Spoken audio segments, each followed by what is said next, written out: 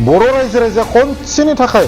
गावनि मेलेमजों गोसो गोरबोजों साननानै रियेल जाति सिबिग्राया सोर दिनै एसटि होनांगौ होननानै हाग्रामा महिलारिजों लिरनानै हरबाय एनअसि हरबाय बेयो मोनसे समाव जातिनि थाखाय जों मा जाहैगोन दलिल जाना थायाखै होनबा बेफोरबायदि बाथ्राखौ दिनै साननायनि सम जाबाय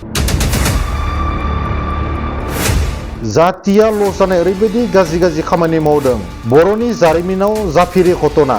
लेन्ड एडभाइजारि बर्डनि चेयारमेनखौ दिनै गुबुनारिनो होबाय जोंनि बर' हारिनि बादै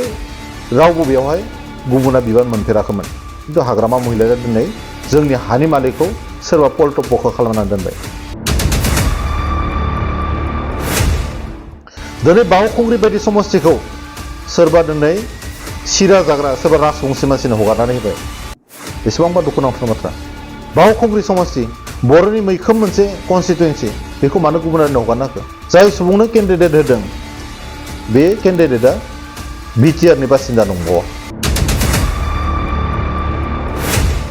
दिनै बिटिआरनि बाहेरनि मानसिफोरखौ हाग्रामा महिलारि बिथाङा लाबोनानै जेरैबायदि इस्टाब्लिश खालामगासिनो दङ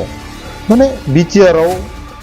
बिथांमोना दैदेनगिरि गैला नामा थाखा फैसानि लेनदेननि थाखाय आंनि गोबां प्रुफ दङ बिथांमोना जेरैबायदि धंस खालामगासिनो दङ फारसेनिफ्राय दिनै जाति होनबा मा थाबावगोन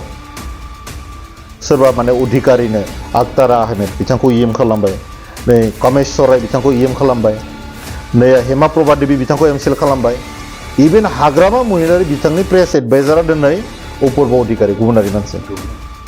हारिया मा थाखो दिनैनि तारिखआव जातिया लस जानाय ओरैबायदि गाज्रि खामानि मावदों जों दिनै बुंनो बोरैबा नाङो भेरगाव साब डिभिजन बर'नि जारिमिनाव जाफेरि घटना लेन्ड एडभाइजारि बर्डनि चेयारमेनखौ दिनै गुबुनारिनो होबाय जोंनि बर' हारिनि बादै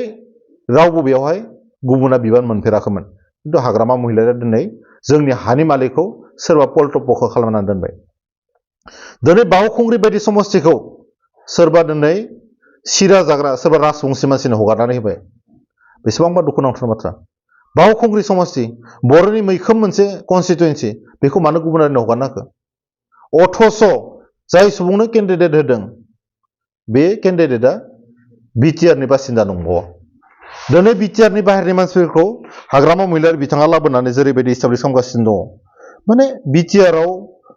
बिथांमोना दैदेनगिरि गैला नामा थाखा फैसानि लेनदेननि थाखाय आंनि गोबां प्रुफ दङ बिथांमोना जेरैबायदि धंस खालामगासिनो दङ फारसेनिफ्राय दिनै जाति होनबा मा थाबावगोन सोरबा माने अधिकारिनो आक्तारा आहमेद बिथांखौ इएम खालामबाय नै कामेश्वर राय बिथांखौ इएम खालामबाय नै हेमा प्रभा देबी बिथांखौ एमसिएल खालामबाय इभेन हाग्रामा महिलारि बिथांनि प्रेस एडभाइजारा दिनै अपूर्व अधिकारी गुबुनारि मानसि हारिया मा थाखो दिनैनि तारिखआव बर' रायजो राजा खनसेनि थाखाय गावनि मेलेमजों गोसो गोरबोजों साननानै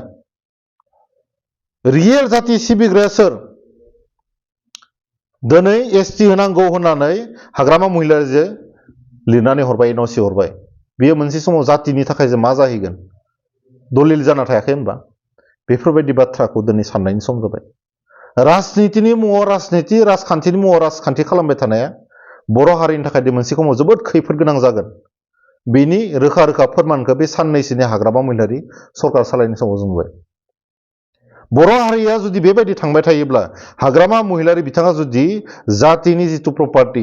जातीयताबादखौ मोनसेनि उनाव मोनसे फानबाय थायोब्ला बर' जातिया मोनसे समाव जोबस्रांनायनि लामायाव थांगोन बेयो खिन्थु रोखा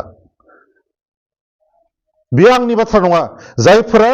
बर'नि इन्टेलेक्सुयेल बर'नि थै दङ मोदोम दङ बर' हारिनि दसेबाबो सानो जातीय सेन्टिमेन्ट दङ हारिनि सेन्टिमेन्ट दङ बिथांमोना खनसेनि थाखाय सानना नायनाया मोजां थेंक इउ